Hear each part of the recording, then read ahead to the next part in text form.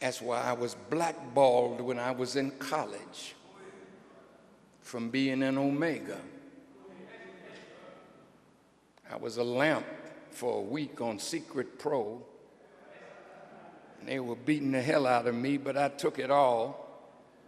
And when it came time to go on Open Pro, somebody in the graduate chapter threw a black ball. What was my crime? It was segregation in those days.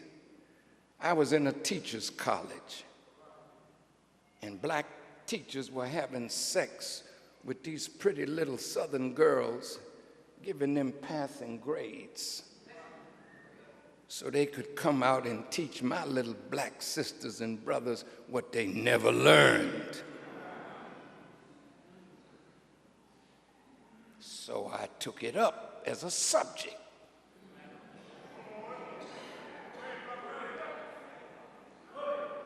I hadn't met Elijah Muhammad then, but I was on my way. I couldn't stand seeing you in the South act like a punk when somebody was telling you where you couldn't go and what you couldn't do. So I challenged it.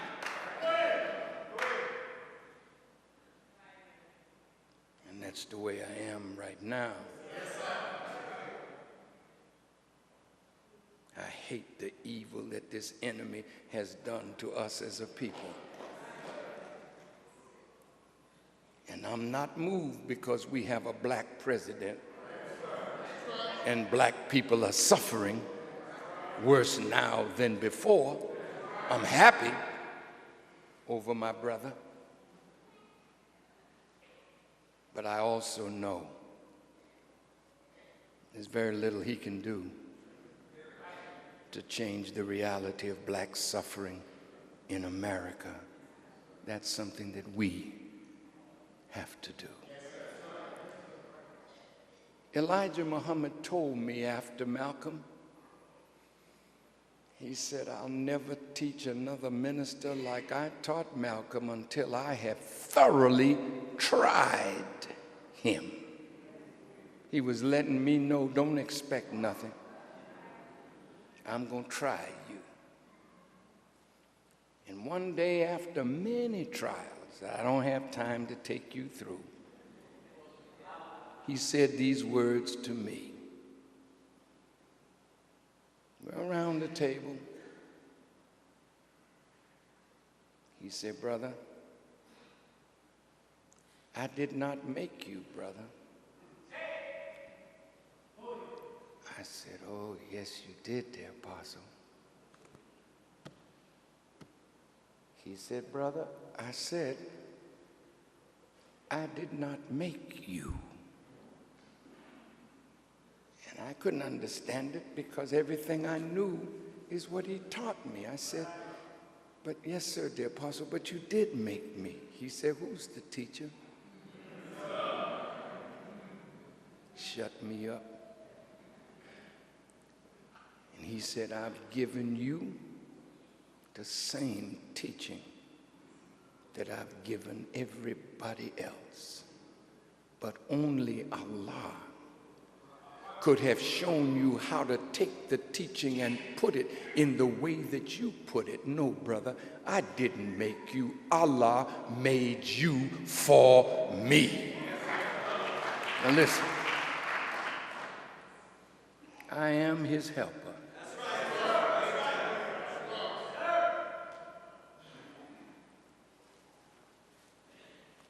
And my Father that is on that wheel, in power, told me I had one more thing to do,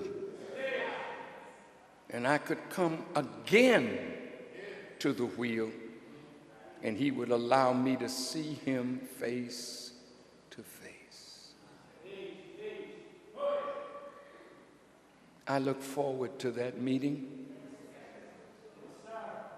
And I kept trying to think, what is the one more thing? I was sitting in Mexico and somebody gave me a book, a 2-volume book called The Death of the Messiah and I'm reading in Luke, and it said, Jesus said he had to go to Jerusalem, and from there he would be taken up. And I'm figuring, well, oh, maybe that's what I have to do. So we called for the Million Man March. Now listen, we've been in this country 450 some odd years. Nobody in 450 years has called black men, and they respond. 2 million. Do you remember when Jesus went to the tomb? Mary and Martha told him, Jesus said, you've been there, Lazarus would not have died. And Jesus said, well, he only sleeps. Take me to where he is.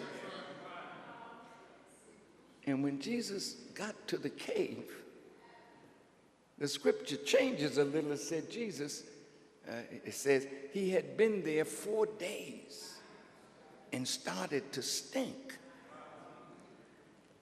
And Jesus didn't go in the cave. He stood outside